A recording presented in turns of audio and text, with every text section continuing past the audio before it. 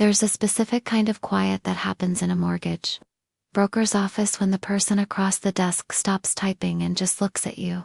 Not at the screen, at you.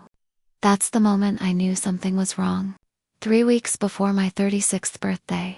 Sitting in a beige office chair, with my husband's hand on my knee, waiting to hear whether we'd been approved for our first house. My name is Naomi Hale. I'm an occupational therapist.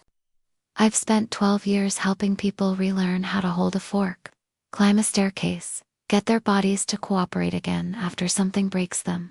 I'm good at patience. I'm good at not panicking when things go wrong in front of me. None of that prepared me for what I found out that afternoon, because the thing that broke wasn't a body. It was trust, and it had been breaking slowly for 3 years without me ever feeling the crack. Before I tell you what happened, if you're new here, this is her side of the story for every woman who held it together alone. If that's you, or if it used to be you, go ahead and hit subscribe, because I post a new one every week. Drop a comment and tell me where you're watching from. Now let me back up, because you need to understand who I was before you'll understand what I became. 6 years ago, my husband Eric and I got married in a backyard with string lights and a borrowed sound system. We rented a 2-bedroom townhouse afterward because the house felt out of reach, and we told ourselves we'd save, and we did. Every month, on the 15th, $200 moved out of our checking account and into a savings account we nicknamed the Someday Fund. We didn't touch it for anything. Not vacations, not the year Eric's car needed a transmission, not Christmas. We protected it like it was something alive. My daughter Ivy was born the year after we got married. She's 9 now, all elbows and opinions. Obsessed with a graphic novel series about a girl detective. And she is, without question, the reason I found the courage to do what I eventually did. But I'm getting ahead of myself. My parents are Robert and Patricia Callahan.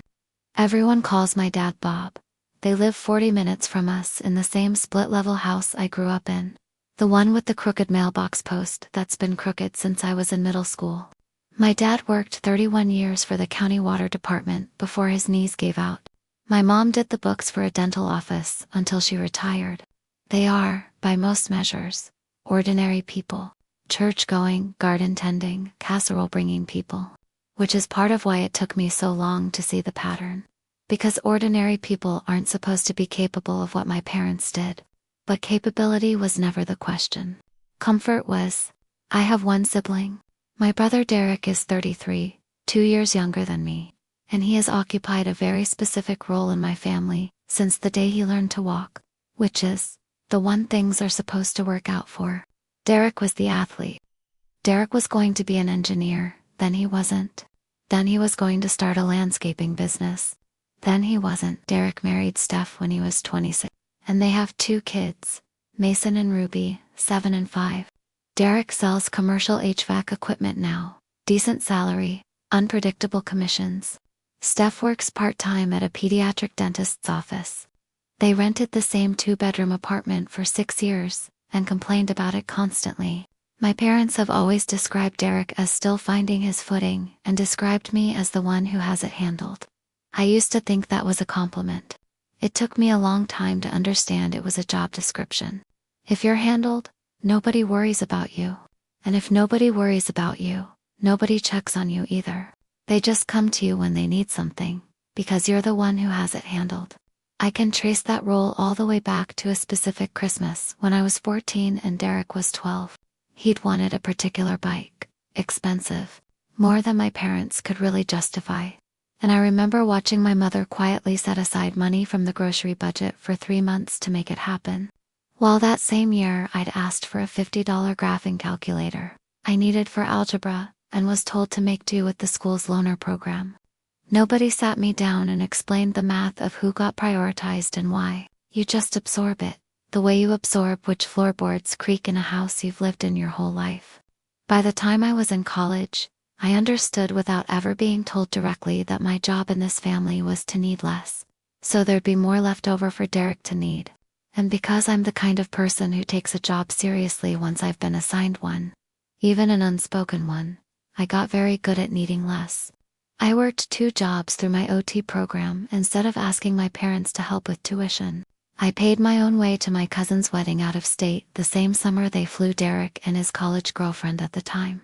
None of this felt like sacrifice while it was happening. It felt like being responsible.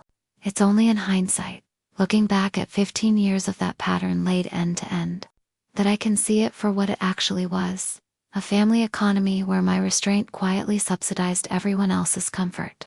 And nobody ever once thought to ask if the arrangement was fair to me. 3 years ago, my dad called me on a Tuesday night.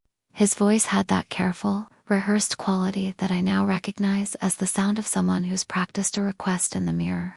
He said his knee replacement surgery, the second one. The left one was going to cost more out of pocket than they'd budgeted for. Something about a specialist and a physical therapy package insurance wouldn't fully cover.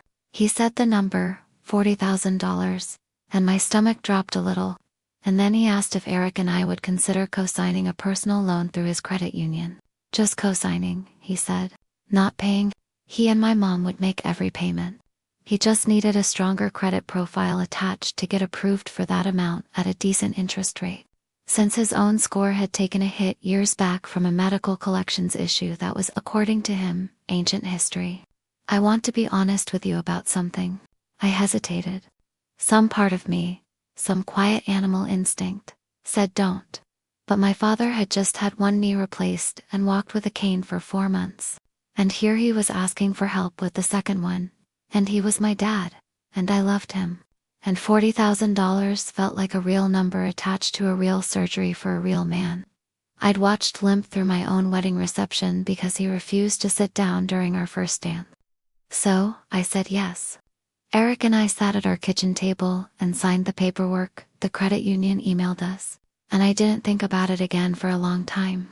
Because that's what co-signing is supposed to feel like when it's done in good faith. Invisible. A signature that just sits there, quietly not being a problem. For the first year, it wasn't. I checked our credit report about 6 months in, out of habit more than concern, and saw the loan sitting there. Current, on time, exactly as promised. I didn't check again after that. Why would I? You don't keep rereading a contract you already trust. That's the story I told myself for 3 years. And then, 3 weeks before my 36th birthday, Eric and I finally found a house we loved. A small blue Craftsman 2 towns over.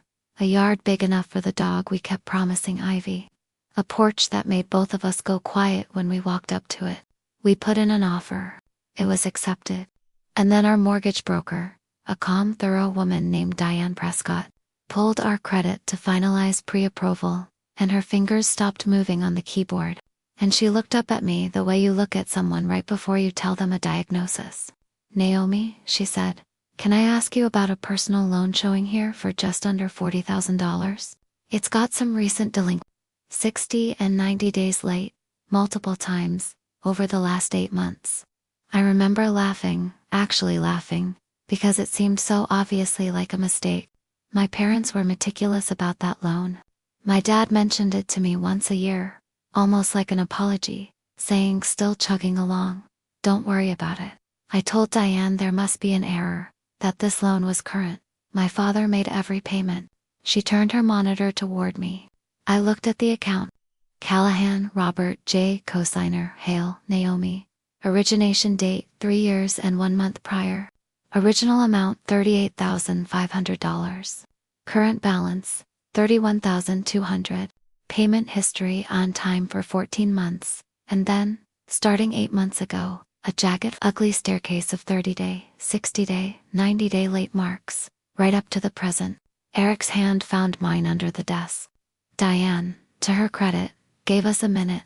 She said gently that this kind of thing derails a lot of mortgage approvals, and that until it was resolved, our pre-approval on the Blue House was not something she could move forward on in good conscience. We thanked her. We left. We sat in the car in the parking lot for 20 minutes without turning the key, because I genuinely did not have words yet. I just had a number, $31,200, sitting on my credit like a bruise nobody told me I had. That night, after Ivy was asleep, I called my dad. I kept my voice light, because I still believed, at that point, that this was a misunderstanding. A payment portal glitch. An autopay that had quietly failed. Dad, I think there's an issue with the loan. It's showing late payments. A bunch of them. There was a pause on the line long enough that I heard the television in the background. Some baseball game. The low murmur of a stadium crowd. Then he said, "Yeah, we've had some tight months. Tight months. Dad, this could be why our mortgage is in trouble. We're trying to buy a house." Another pause. And then he said the sentence that changed the shape of the whole conversation. "It's not just my knee money, Naomi. Some of that went to help Derek and Steph with their down payment. We didn't want to worry you with the details." I sat very still in my kitchen. Details, I thought.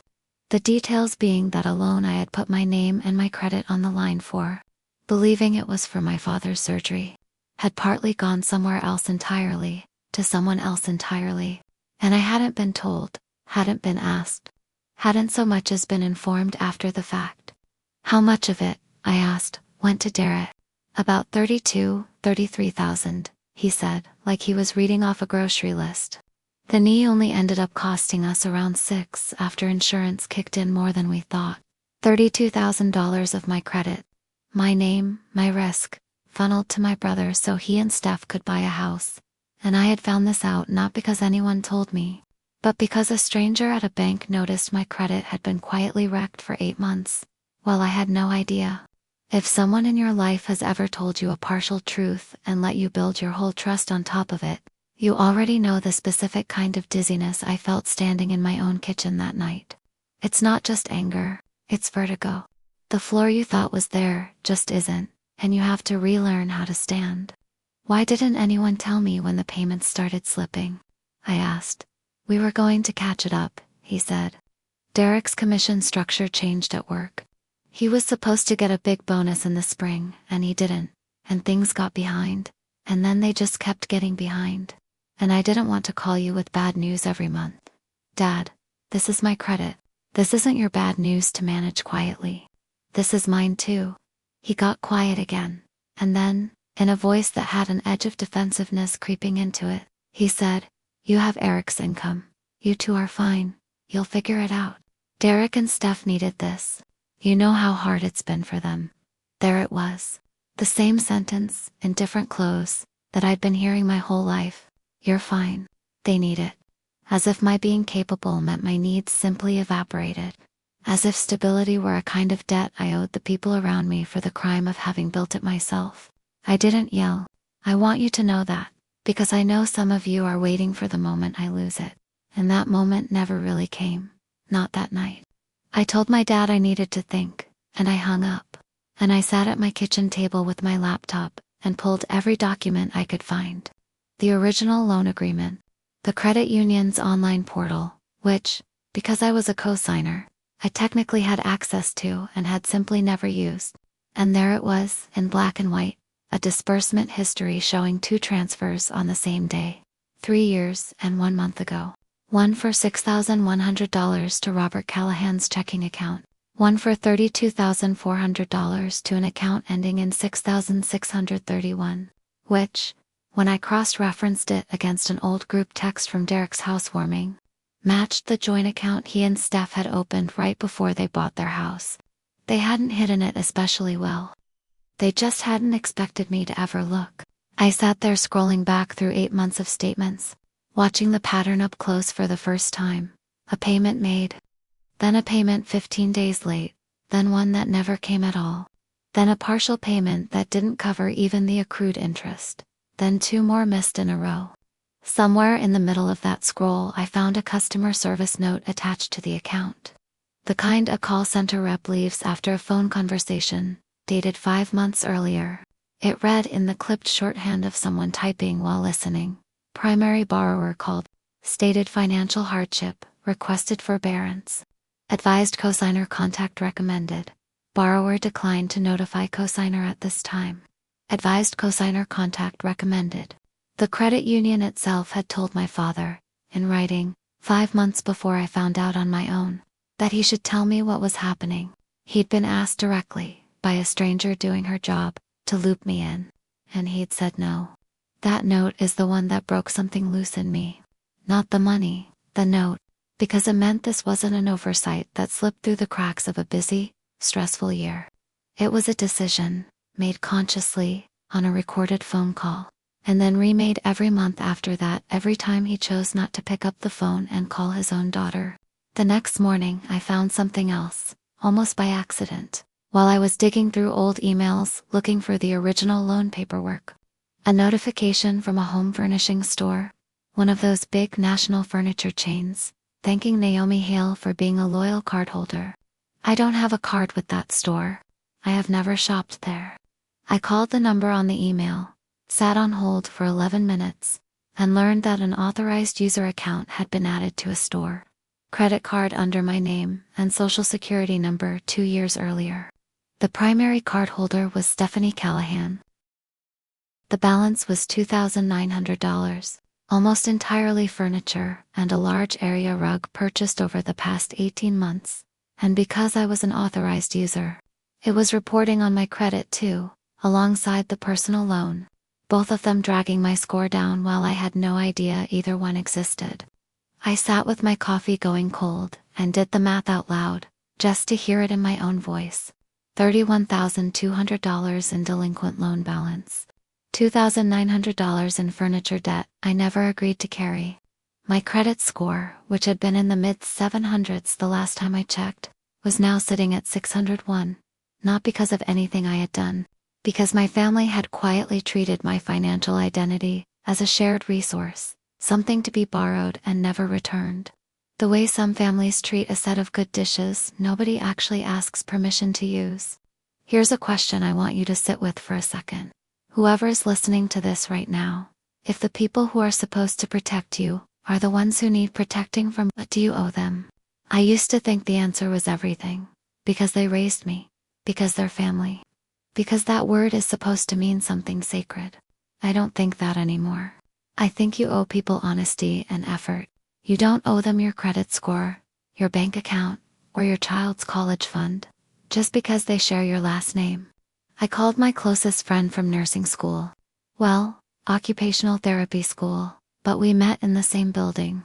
A woman named Renee Ashford who left clinical work years ago to become a credit counselor and financial coach. Renee has one of those voices that stays level no matter what you tell her, which is exactly what I needed. Walk me through it slow, she said. So I did all of it. The knee surgery story. The $32,000. The furniture card. The 8 months of silence while my credit quietly bled out. When I finished, Renee didn't say anything for a few seconds. Then she said, Naomi, I want to be really clear with you about something. Because I think you're still in the phase where you're trying to find the innocent explanation. There isn't one. Your parents put your financial future at risk to subsidize your brother's lifestyle. And when it started going wrong, they chose 8 months of silence over one uncomfortable conversation with you. That's not an oversight. That's a decision, made and remade every single month. They're going to say I'm being dramatic, I said. They might, Renee said. But let me ask you something. In 3 years, how many times did anyone in your family check whether this loan was manageable for you, or whether adding your name to that furniture card was something you'd even agreed to? I already knew the answer before she finished the question. 0. Not once. That's your answer, she said. You're not family to them in the way you think you are. You're infrastructure. You're the thing that holds the roof up while everyone else lives inside the house. Before we hung up, she told me to do 2 things. Pull my full credit reports from all 3 bureaus and print everything. And call my Aunt Ruth, your Aunt Ruth. I said, why? You've mentioned before that she and your mom don't really talk anymore. Nobody's ever told you why. Ask her. I didn't understand what Renee meant, not yet, but I trusted her enough to make the call. My Aunt Ruth is my mother's older sister, by 4 years. 61 now. Living 2 hours north, in a small house near a lake with my Uncle Gary. Growing up, Ruth was a presence at every holiday, and then, sometime around when I was in college, she just wasn't anymore. I remember asking my mom about it once, years ago, and getting a clipped Ruth and I see things differently and a very clear signal that the topic was closed. I never pushed. Families have a way of teaching you which doors not to knock on. I called her on a Thursday afternoon.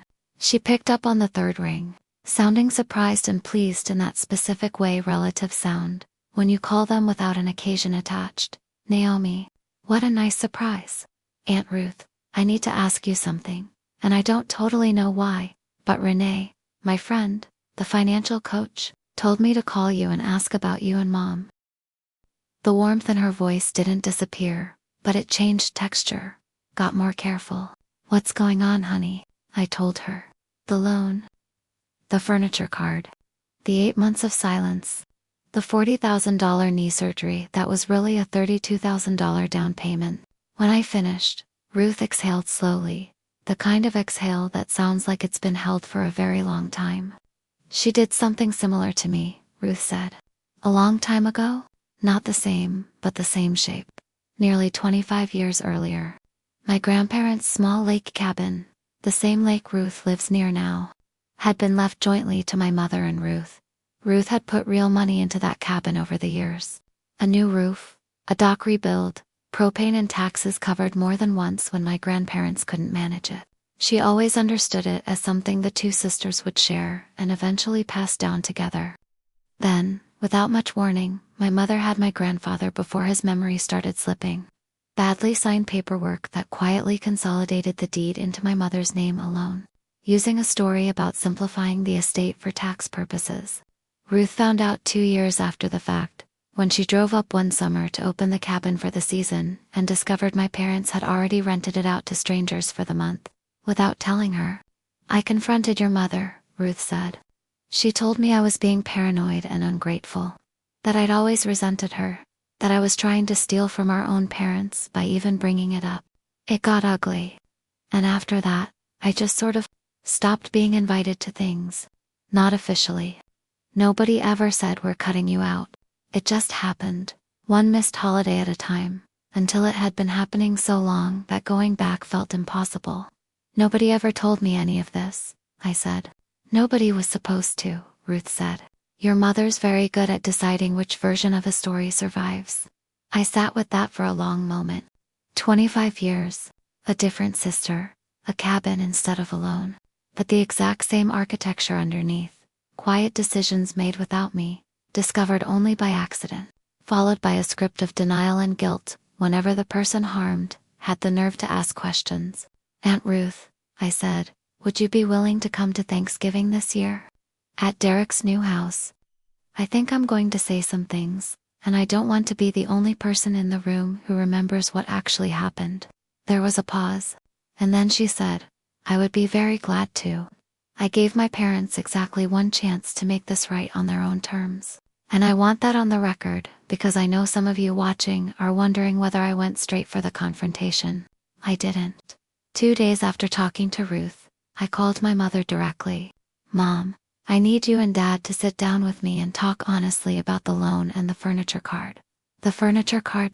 She said, and I could hear real surprise in her voice, which told me Derek and Steph had handled that particular decision without even consulting her. What furniture card? I explained. She was quiet, and then she pivoted, fast. The way people do when they realize a conversation is going somewhere they can't control. Naomi, you have to understand the position your father and I are in. Derek's had a hard few years. Steph's job doesn't pay much. They needed help getting into a house before rent ate them alive. You and Eric are stable. You have good jobs, a nice townhouse. We didn't think it would really hurt you. It's already hurt me, Mom. It cost us our mortgage pre-approval on a house we loved. My credit score dropped over 130 points because of decisions I never agreed to. You'll be fine, she said. And there it was again, that phrase, wielded like a small, dismissive hand pushing me back into my assigned role. You always land on your feet. That's not a compliment anymore, Mom. That's the reason nobody in this family checks whether I'm actually okay. She didn't have an answer for that. She said she needed to talk to my father and hung up. 2 days later, my dad called and offered, almost sheepishly, to figure something out with Derek about paying you back eventually. Eventually was doing a lot of work in that sentence. There was no number, no plan, no timeline, just a vague promise, shaped like an apology, designed to buy peace without costing anyone anything real. That's when I stopped waiting for them to fix it, and started fixing it myself. I want to walk you through exactly what I did, because I think a lot of you are sitting on some version of this same problem.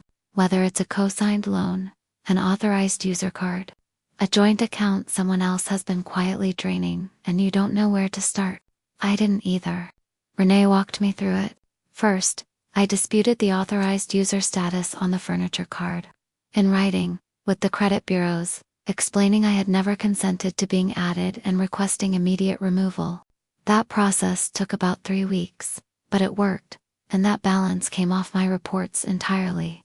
Second, for the personal loan, I contacted the credit union directly, not to fight the loan itself, since I had legitimately co-signed it, but to understand my options as a co-signer, whose primary borrower had defaulted on the informal understanding between us. There's no magic undo button for a co-signed loan. Legally, I was on the hook, regardless of what verbal promises my father had made 3 years earlier. But there was one thing I could do.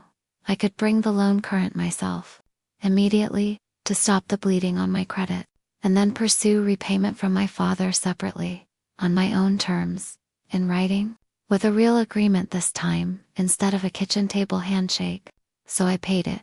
$11,400, nearly all of what remained in the someday fund that Eric and I had built for 6 years, to bring the loan fully current and negotiate a modified payment plan going forward that I would now control directly through the credit union's portal, cutting my father out of the payment process entirely.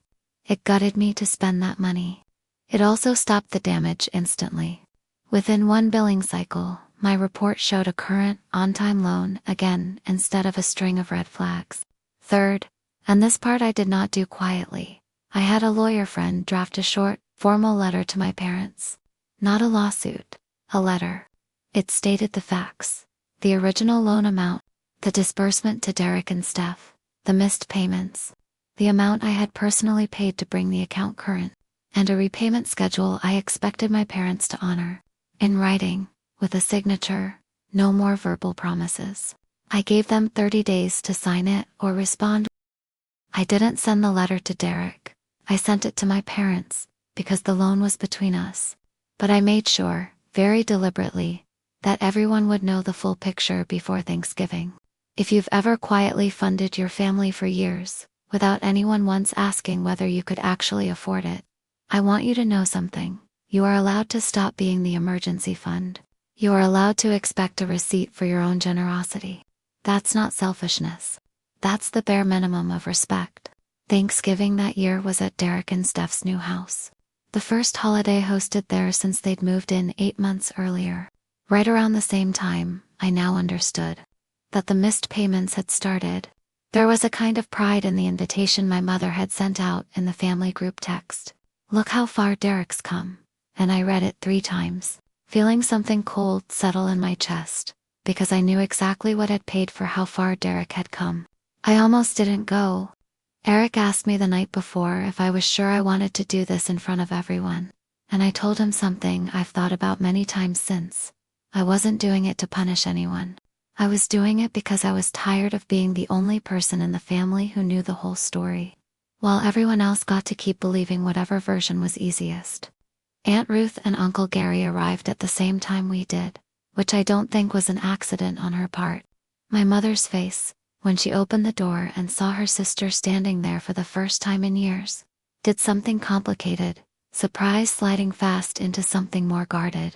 The house was warm and smelled like turkey and cinnamon, and it really was beautiful. New appliances, a big open kitchen, a dining table that sat 12.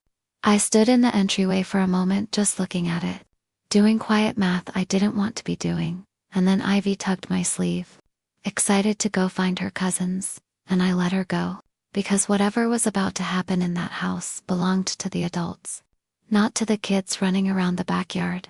Dinner was served around 5. My father said grace, thanking God for family and togetherness and this beautiful new home. And I watched my mother's shoulders relax slightly as the meal went smoothly. Plates passed, kids giggling at the far end of the table. The ordinary music of a holiday. I let it play out for almost 40 minutes. I wasn't waiting for drama. I was waiting for a natural pause. It came when my Uncle Gary, making pleasant conversation, asked Derek how they liked the new place. And Derek said something about how it had been a huge relief. Honestly, we couldn't have swung it without some help, and laughed in that easy way he has. And my mother laughed along, and Steph said something about how grateful they were. I set my fork down. Since we're talking about the house, I said, and the table's attention shifted toward me the way rooms do when someone's tone changes even slightly. I think everyone should actually know what that help was, because I don't think it's fair that I'm the only one who's had to live with the consequences of it. The room went quiet in that specific way where even silverware stops moving.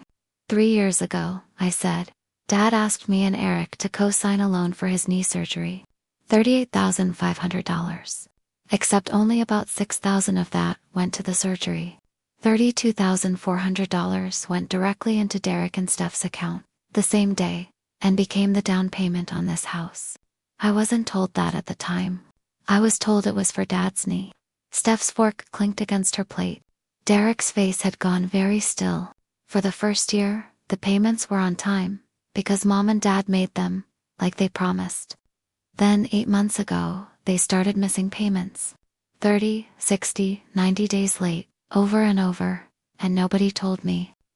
I found out 3 weeks ago, when a mortgage broker pulled my credit to pre-approve me and Eric for a house we're trying to buy, and found a $31,000 delinquent loan with my name on it, that I had no idea was in that condition. I pulled a folder out of my bag, the same one I'd carried in with my coat, and set it on the table. I didn't hand it around dramatically. I just opened it and laid the top page flat. This is the loan disbursement record. You can see the 2 transfers, same date, same origin. This is my credit report from 3 weeks ago. 601, down from the mid-700s. Because of missed payments I didn't even know were happening. And this, I said, sliding the next page over, is a furniture store account under my name that I never opened. An authorized user card Steph put me on 2 years ago without asking me. Currently, well, formerly, since I've since had it removed. Carrying almost $3,000 of debt, Naomi, my mother said, low and urgent. Not here. You had 3 years to have this conversation with me privately, I said, and my voice stayed steady, because I had practiced this in my head for 2 weeks and I was not going to let it crack now. You had 8 months, specifically, once the payments started slipping, to pick up the phone and tell me. You chose silence every single one of those months. I'm not doing this here to embarrass anyone. I'm doing it here because apparently the only way information travels honestly in this family is if it happens in front of witnesses. Derek finally spoke, his voice tight. We were going to pay you back. We just needed time. You had time, I said. You had 8 months where you knew payments were being missed on my credit and said nothing. That's not needing time. That's hoping I'd never find out. Steph, to her credit, looked genuinely stricken, and said quietly, I didn't know about the missed payments. Derek told me his parents were handling it. They weren't handling it, I said. They were hoping. My father cleared his throat. We're your parents. We thought, given everything, that Derek needed the help more than you did. That's the whole problem, Dad, I said. You decided what I needed without ever asking me. You decided I could afford the risk. You decided I wouldn't check. You decided silence was easier than an uncomfortable conversation. Every month, for 8 months, while my credit fell apart underneath me. Aunt Ruth spoke then, quiet but clear enough that everyone heard. Patricia, this is what you did with the cabin. Word for word, the same story. You decide who deserves the help. You take what you need to give it to them. And you let the person paying for it find out on their own, years later, by accident. My mother's face went white. Ruth, that is not the same thing at all. It's exactly the same thing, Ruth said. You just changed the currency.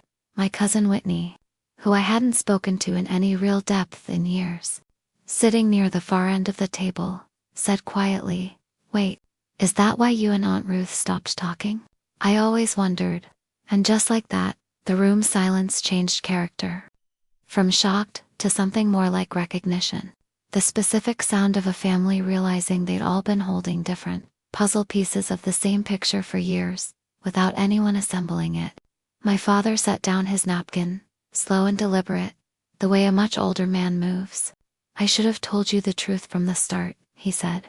And it was the first, fully honest sentence he'd offered me in 3 years. "I knew it was wrong to let you keep believing it was just the surgery. I let it happen because it was easier." "I know," I said, and I meant it kindly. Because some small part of the wall I'd built around this whole thing softened slightly, hearing him say it out loud in front of everyone. Without qualifying it, without adding, "But Derek needed it more." Derek didn't say much else that evening. Later, Steph told me privately in the kitchen, her eyes wet, that she hadn't fully understood how the down payment came together. That Derek had told her it was a gift from his parents, not a loan co-signed by his sister, and that she felt sick about it. I believed her. Derek, I think, believed his own convenient version of events so thoroughly that he'd stopped registering it as a lie. I didn't storm out. I didn't need to. I finished my plate. I let Ivy say goodbye to her cousins. And Eric and I left a little after 8, into a cold, clear night. The porch light of Derek's beautiful house glowing behind us the whole way to the car. Here's what happened in the weeks after. My father signed the repayment letter without a single edit, and true to it, has sent an automatic transfer every single month since, on time.